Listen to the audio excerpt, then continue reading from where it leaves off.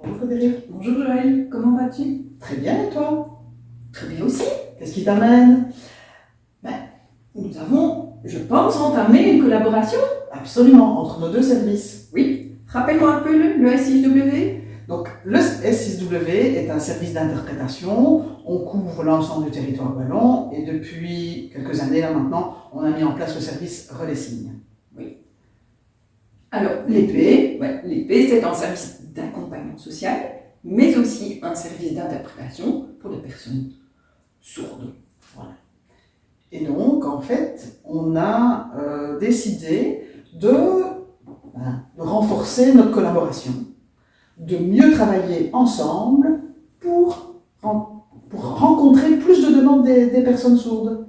Explique un peu comment on a imaginé le projet. Depuis septembre 2021, il y a une collaboration effective, mais pour l'interprétation en langue des signes uniquement. C'est déjà bien, tu vas me dire. C'est déjà très bien. C'est très bien. Donc, ça veut dire que si vous êtes inscrit à l'épée et que vous avez des demandes d'interprétation, eh bien, vous serez susceptible d'avoir une interprète, soit du S6W, soit de l'épée. Alors, l'interprétation, ça veut dire quoi? L'interprétation, en fait, on peut y répondre de plusieurs moyens. Soit en mandatant une interprète qui va se rendre sur place, ou de l'interprétation en présentiel. On peut aussi imaginer de l'interprétation à distance. Quelquefois, c'est utile pour des petits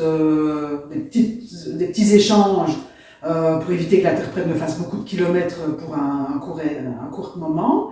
Mais aussi, il y a Relais Signes. Donc là, il y a des permanences Relais Signes où les interprètes viennent étoffer l'équipe déjà en place, histoire d'être ouverts plus d'heures encore. Mais tout ça n'est possible qu'à une seule condition, qui est l'inscription. L'inscription, soit au S6W, soit à l'épée, et le paiement d'une cotisation annuelle de 40 €. Donc soyons bien clairs, Oui. Il faut être obligatoirement inscrit soit à l'épée, soit au S6W.